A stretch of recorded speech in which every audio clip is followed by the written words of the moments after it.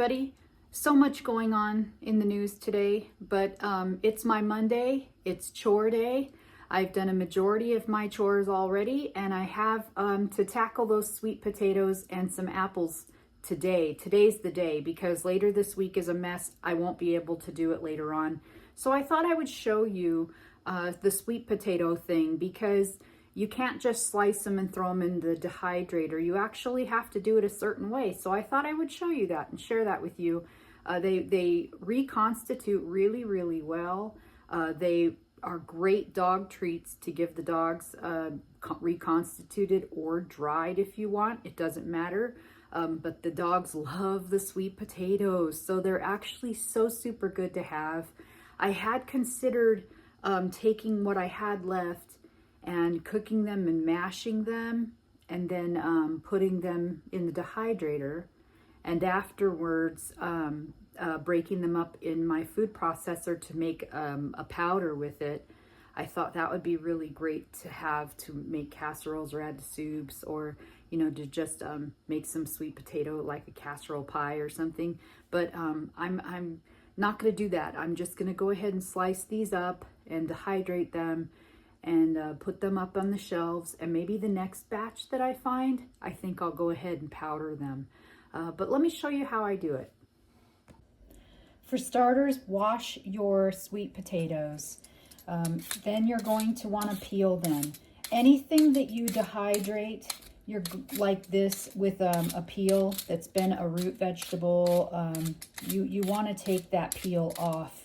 There's just too much bacteria in it to make sure that you have a very good batch of dehydrated food. That's what I've known. I could be wrong, but that's what I've always done. I've always peeled my root vegetables. I peel my apples also. I don't really love the peel on dehydrated apples, but I also want mine to last a really long time. And this way I feel like I'm not burdened with worrying if there was any funky bacteria on it.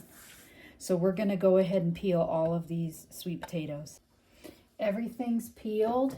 I have a pot of boiling water going on at the stove. You want to get it good and hot and boiling and ready for your sweet potatoes, because you've got to parboil these before you put them in the dehydrator.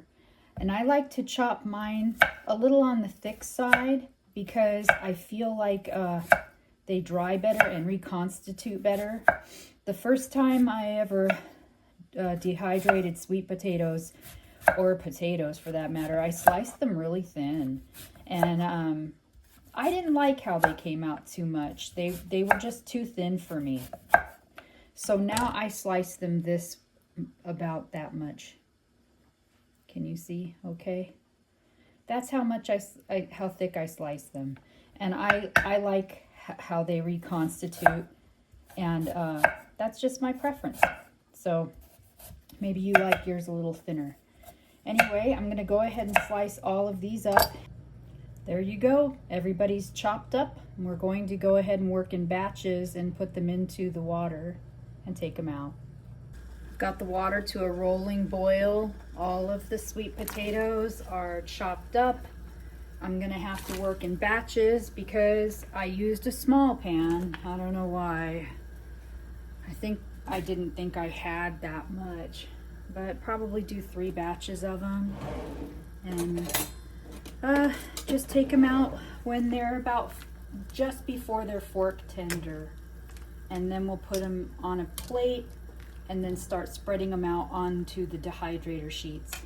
Sometimes you have to poke them around to just make sure that these guys that are on top get put into the bottom.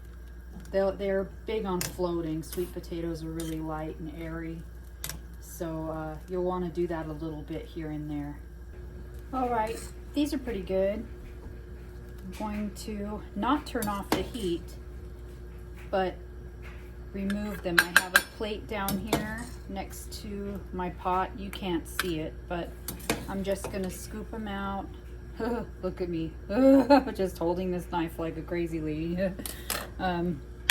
Scoop out those sweet potatoes, Put them on my plate. They're gonna cool just a little bit before I can stack them up on the dehydrator sheets. So let's work on the next batch. Second batch is done.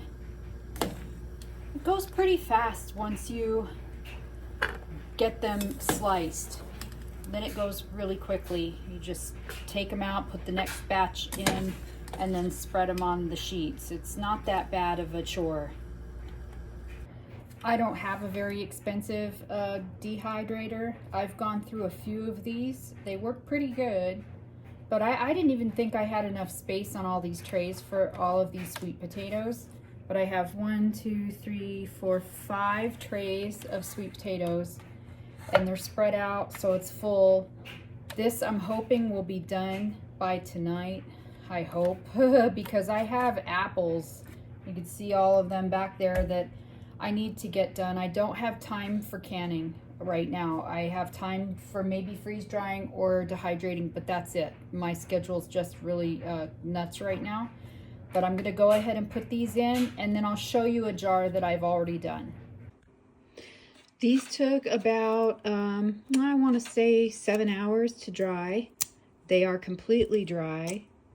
I'm jarring them up, and I think that I may get 2 quart-sized jars out of this batch, which is just awesome. I put a few aside, and I boiled some water. I want to show you how to reconstitute them. Kind of like freeze drying when you reconstitute. So what I'm going to do is let these sit, and we'll see how long it takes and how they turn out. It's been about 2 hours, and you could see that these have completely taken their former shape again, as though they were never dehydrated to begin with. They're fork tender, just like they were when I finished parboiling them, and they've kept their color. And that's a big deal when you parboil a root vegetable. It'll help them keep their color. So I'm probably going to have these with my dinner. Maybe give one over here to Cooper, since he's begging constantly and loves sweet potatoes. Here, baby. Here, honey. Want a sweet potato? There you go. Good boy. All right. So that's it with the sweet potatoes. You want to remember to parboil them. And the same thing for regular potatoes. Always remember to parboil them before you put them in the dehydrator. Because if you don't, they'll get a foul color. You won't want to consume them at all. They'll actually turn like a gray black. You want to make sure that they're appealing still and keep their color. So the parboiling is where it's at.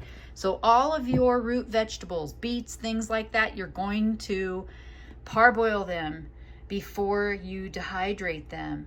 And then you can use them just like you would any time when you had sliced up some vegetables, and you can actually just rehydrate these and put them back the same way you would have anyway, you know, fry them up or something. It's up to you. But that's it, you guys.